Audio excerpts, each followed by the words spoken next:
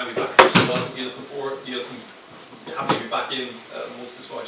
Yeah, happy to be back in. Just concentrating now for the game Friday. Should be good. After missing a few games, you're really gunning to get back into the starting 11, or are you just going to have to be happy with what Stephen sees as his best team for the game? I'm sure the gaffer will pick the team that he feels suits for the game, and I feel like I'm alright and I'm ready to start, so it should be all good. Listen, it's been a great start to the season for you at club level. Obviously a few early goals on the international scene as well. Do you all almost feel already comfortable at this level? I think playing regularly for clubs, it helps you to play for international, and I feel like the lads bring you into the squad well, and I feel like I'm comfortable in with the lads. Yeah. And just take you back to the 11th of July 2019. I remember seeing you make your debut for Bohemians against Chelsea. You were thrown in that day against some of the best players in the world, World Cup winners. That didn't seem to faze you that day, I don't think, and you've continued your career, rose very quickly. There was a thing out this morning saying you're the second most valuable teenager in the world now, priced at €65 million. Does that just completely go over your head? Do you ignore stuff like that, or how are you able to cope with things like that? I think there's a lot that goes on in the press and stuff, and I think it's all just talk. Like, there's nothing I can really control about any of that, so I won't let it affect me if I can't control it. Evan, how are you doing? Just a quick one, I suppose, on your injury, having missed the last international window. You played 60 minutes the weekend. Is there still an element of managing you back to full fitness, or was that purely tactical? No, it's just the way the game went. 60 minutes. I think in most games you see a striker come off early around 60, 70 minutes. So that's just the way the game went. Just get some fresh legs on. So fitness is fine. Yeah, all good. Yeah. Cool. So then, just looking back then to the last window, the last couple of years, everything's been positive for you. So positive, and so many great things. It must have been one of your biggest disappointments so far in your career to miss out on that window, such a big, high-profile window. How did you manage that personally, from going to make that decision to have to withdraw onto going ahead and watching the games and have to look on it from afar? Yeah, obviously it was such a big window, and I was looking forward to play the 2 games, but the injury held me back and I couldn't do anything about it. Just went back and got into rehab and tried to get myself fit again, and obviously watched the 2 games and two good results, 2 good performances, you know what I mean, and just looking forward to the 2 games that we have now. Gavin Cummison? Evan, there's only 8 Irish lads in the Premier League now. What do you think about your generation? Do you think that will decrease or increase? Or obviously Brighton has loads of players like Andy Bourne who will come back around.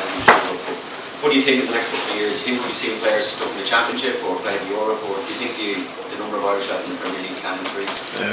I think it's hard to say. I think it's individually how players get on. Like, I think if you go over to a club in England young, I think Brexit's obviously killed it a little bit in terms of players, but if they go away to teams like Italy and stuff, you see teams like that. But I think the Premier League is probably the best league, and everyone wants to play in it, so it's not easy to get in and get playing. But I think when you see Andy going away to Championship doing well, he could come back in and get a chance and see how he goes from there. How do you rate your generation of players that's coming through now? Just the lads that are coming in, played 21s last year, got another decent crop of 21s coming through. How do you rate this generation that you're going to grow up in?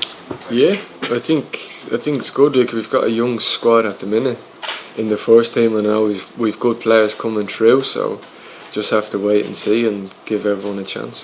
David Stanges. Just to put Stephen, the manager I mentioned before, last window, the knee injury you had is something that's maybe kind of ongoing for a little while. Is that something that you're already learning to deal with in terms of the fact that you're going to have to put your body through stuff even at a young age just to get through certain moments? I think so. Yeah, I think it's just finding myself and finding the rhythm and finding what works for me in terms of recovery and stuff, and rehab in the gym. Like, in the gym every day doing bits to prevent injuries, you know what I mean? So I think it's just part and parcel of it. Is that going to even change at all, kind of maybe focus and understanding of what's needed in your career in terms of prolonging that as well? The fact that it's not just what you do on the training pitch every day, it's not the walk around it. Yeah, I think so. I think you see it even in and around the training ground. Everyone's in in the gym before and after training, mostly before, trying to get bits done to prepare themselves for training. I think it's just, as I said, part and parcel of it. And just on your club manager, just everyone's talking about Roberto Zerbi and what he's doing. What's the influence been with you on a daily basis? Is it one of them where you would have chats every week about certain progress kind of marks that you'd have to do? Not really. I think it's just, I don't. He's different. He's not really like that. It's just about the training pitch, how you get on in training. If you're doing well in training, then he'll give you an opportunity. Mark Mechanicis. You mentioned Anthony Moore there briefly. Tell us a little bit about him, his progress, and what you think he can achieve. Yeah, he's been doing well. Obviously, you see from the media and stuff that he's been doing well. He's been in playing games, and he had that Carabao Cup last week. So I think if he keeps doing well and keeps proving himself in the Championship, like a very hard league, he can come back and maybe get his opportunity. That brilliant. Evan Ferguson. I was looking a bit further ahead. Ireland obviously hosting the Euros in 5 years' time. What would it mean for you to let me be the finals like that? Yeah, I think it'd be an unbelievable experience for anyone. Any of the Irish boys in their hometown, you know what I mean, the home country. So I think it'd be an unbelievable feeling to host it. Yeah. Sean O'Connor. Does missing the last window just give you an extra bit of fire in the belly to go on the score sheet in this window? I think so. I think any game you want the scoring as a striker, you know what I mean, no matter what's happened. So obviously just waiting for the game Friday and we'll see what we can do. And just the European debut against Marseille was another big milestone for it.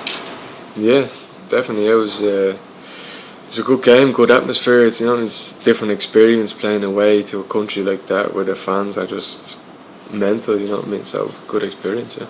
Philip Quinn. Evan, are you fully fit? Yeah, I'm good, yeah. You haven't played since that hat-trick. You haven't started. You haven't played a full match since that great hat-trick.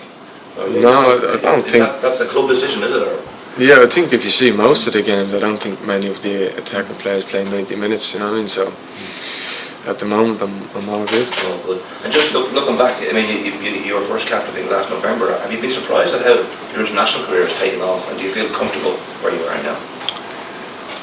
I don't really sort of look back on things like that. I think once you get called in, you try to prove yourself and look at the games ahead and just try to do your best. Just finally, just a word on Shane Duffy.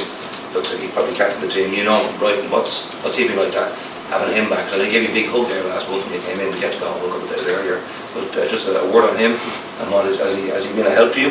Yeah, he's been good with me. I obviously knew him from the time before, but he's been very good with me. I got along with him back in Brighton. Obviously, it's good to be back playing with him now. Finally, Gary Doyle. Evan, what has helped you cope with the spotlight and the amount of attention that is coming on your shoulders? You're still only 18. There's a lot of spotlight. There's a lot of attention, and that's not easy. So how have you coped with that? Yeah, I'm not sure. I think just not trying to pay too much attention to it. Like obviously, if you go on your phone, you're gonna see stuff, the positive and the negative. So you're gonna see it everywhere. You know what I mean? Just try not to concentrate on it. Like we've games coming thick and fast, so it's hard to concentrate on stuff when you've got games coming every 3 or 4 days. Has your father's experience as a footballer been an asset in this regard? I think like if I ever want to speak to him, like football is not first, you know what I mean? Like he is my dad, you know what I mean? So football is not first, but if I ever do want to talk about football, like he obviously has that experience and knowledge. Okay, thank you very much, guys. When you sit there about not checking stuff on your phone, but like when people are raving about you on Match of the Day, and you even not just trying to watch Match of the Day, because every time you seem to be on tap, they're raving about you there as well. Yeah, you see stuff and it all is just media and talk, you know what I mean? Like you just have to try to concentrate on what you can control. Thanks, guys.